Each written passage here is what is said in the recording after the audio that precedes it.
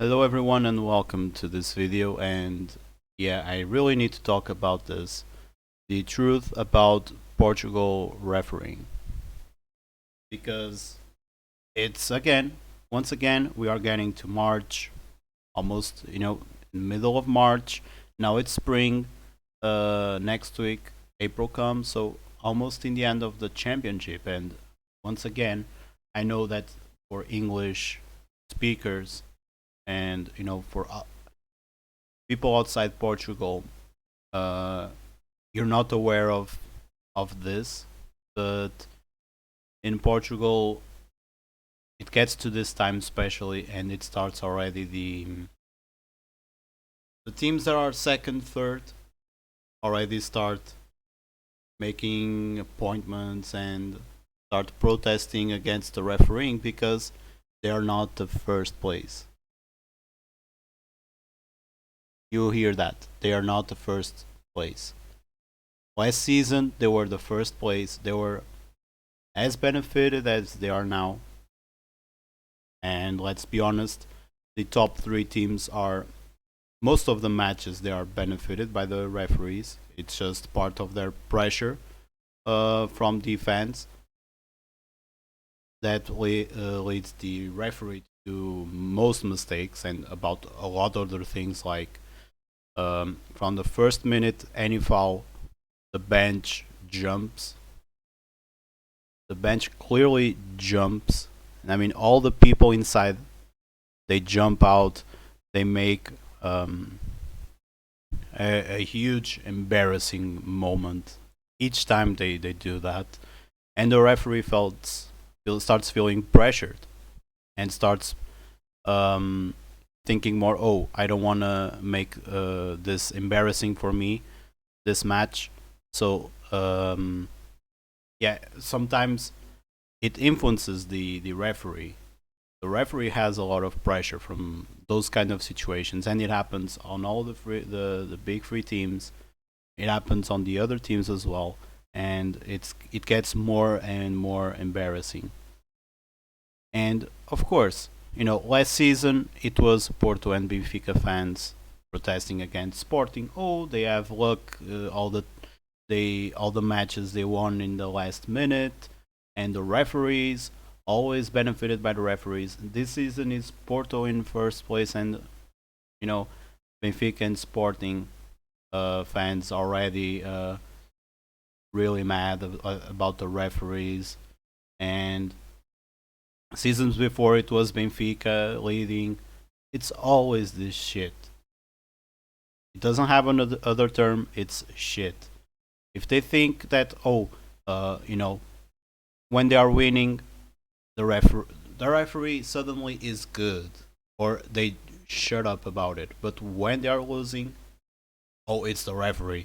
You know, I know some Benfica fans, and okay, this also has a little bit for Sporting and Porto too. But there are some Benfica fans who think the team would win every year the league, even with Val and Azevedo. That was one of the worst. Like, I could even say the worst president of a club in of one of those big clubs ever. Um, and you know that the team was losing and playing so badly, and they were coming up. The things about Porto is 30 years, the fruits and the referees and whatever, and their team was too, and Sporting was too. And it gets to a point where it's more thinking like, okay, the team who paid more is who is first. So yeah, the other two, if they want to be first, they have to pay more. It kind of gets that sensation of like, oh, I paid you referees and you're benefiting more the other team. Do I need to pay more? Let's protest now, and let's do it also for another reason. And now, speaking of more the director's viewpoint, if your team starts losing and you're passing out the image of, oh, my team is being worse than the other two, we are playing worse. What happens to the fans? Sure, there are a lot of loyal fans, but there's also a large portion of fans that, they watch the team, they are winning, they are happy. If the team is losing and actually losing, they start going out. Because in Portugal it is like this. There's no way to point otherwise. But now let's make it another way. Yeah, well, we lost because of the referee. Look, the penalty, the red card, and whatever shit, or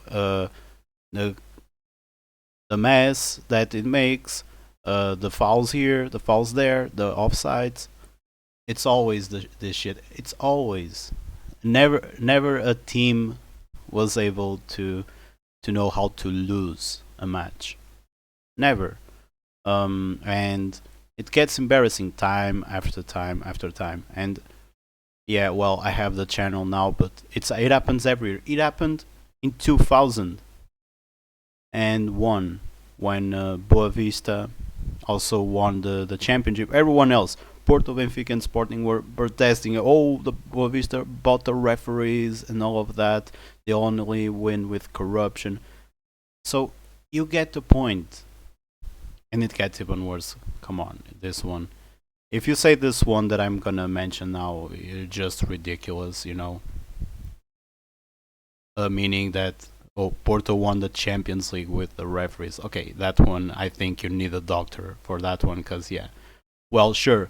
Only Porto thought about that idea of buying a referee when there's other teams like Real Madrid and Barcelona and Manchester United and Liverpool, AC Milan that could pay like 100 times more.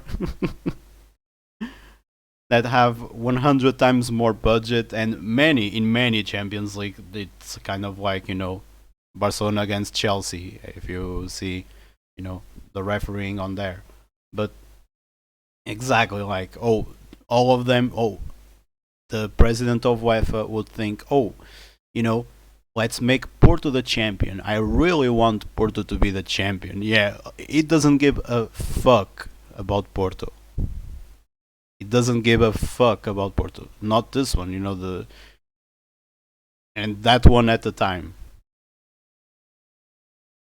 If there's a group of teams that they don't give a shit, it's, yeah, everything below, even for now, everything below PSG, Real Madrid, Bayern, Liverpool, Manchester City, everything below that, it doesn't give a shit about those teams because those teams don't give them money.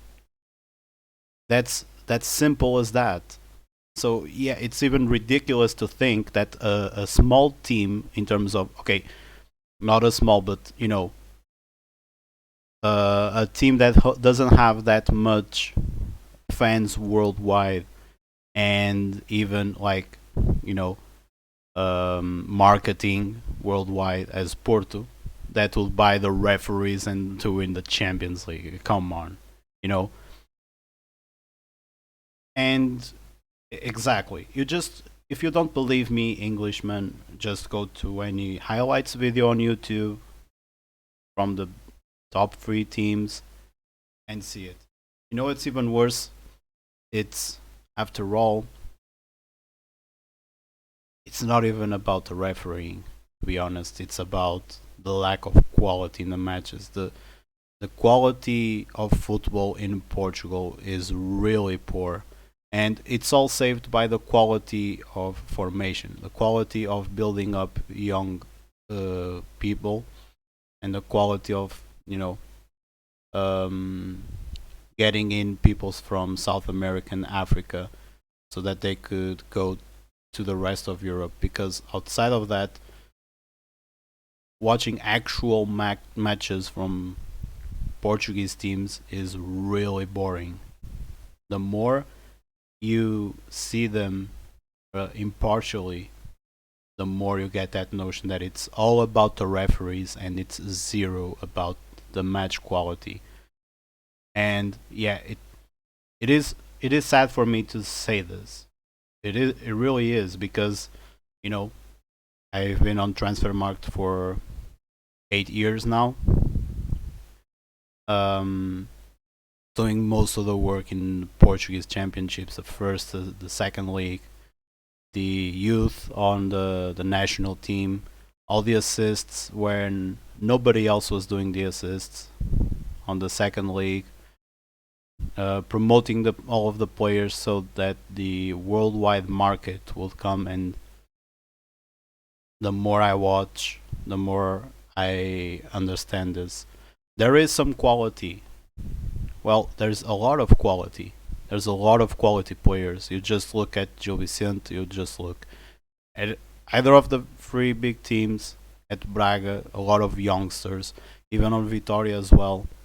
Um, and even on other teams, there are a group, 4 or 5 players that are promising enough to go to the next level.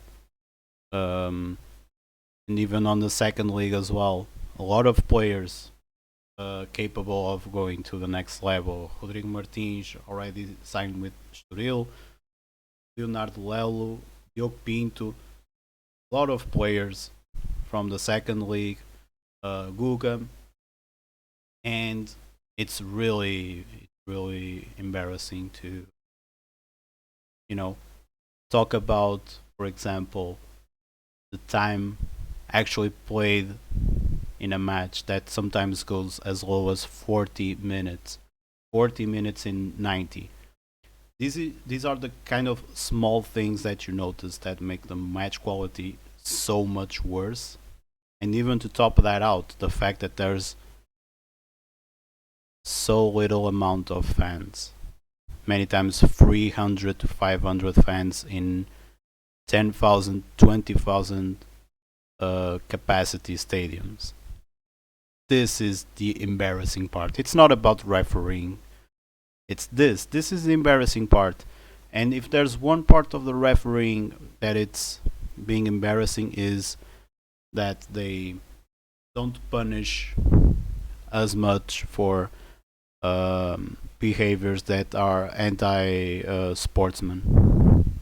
Behaviors like coaches, all of the people in the bench jumping each time a foul happens, an offside, anything to pressure the referee. The players diving.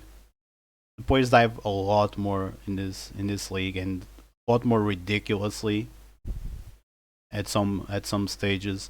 Fouls, and at that another point, fouls are whistled by nothing, by really nothing, and people believe it's a foul. You barely even touch the guy. Oh, it's already a foul, and the guy almost cries, rolling on the floor.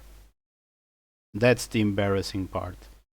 That you look to other championships, and the fouls are really fouls. You know what I mean? Exactly. It's the game stops, the match stops too many times. Not only that, to put the ball back on, it takes over a minute. Here is where the referee is really embarrassing. Normally, you'd think 20, 30 seconds, there's a yellow card. It never happens in Portugal. Never. Never ever. Over and over again, goalkeepers taking over a minute to kick the ball on the goal kick. Over a minute to have a free kick. Over a minute to have a corner. Even a throw in that it's just, you pick the ball with your hand and you throw it to the colleague. It's not that hard when you're losing by 1 goal. You'll see already how fast people can throw in, or just look into another league. It's exactly this kind of behaviors. Not not only the fact that the fans are off, the fans don't want to go to the stadium, the fans don't want to get bored, but shit like this makes that the fans don't want to go to the stadium in the first place. So yeah, first focus on good football. If you have good football, your team probably will win a lot more. Even if they lose more, the quality of the players and the fair play will be a lot better. Believe me on that. If and it's so infuriating that Portugal has a lot of quality, but because and it's in spite of this, because if it was on another environment, Portugal will be without a doubt on the top 5 leagues. Not only that, but the teams will have a lot more quality going into the Champions League. Believe me, a lot more than Eredivisie that already does that, but the quality is not as much. Believe me that it's not as much because I know I analyze, you know, Portuguese football for 8 years straight, both first and second league, and I can really say that. So yeah, thank you very much for watching, and yeah, if you have any suggestions, tell me. If you want to like or subscribe, yeah, sure, I'm very grateful for that. But you know, you do it if you want. I'm not. You're familiar to say so. And I'll see you on the next video. Take care.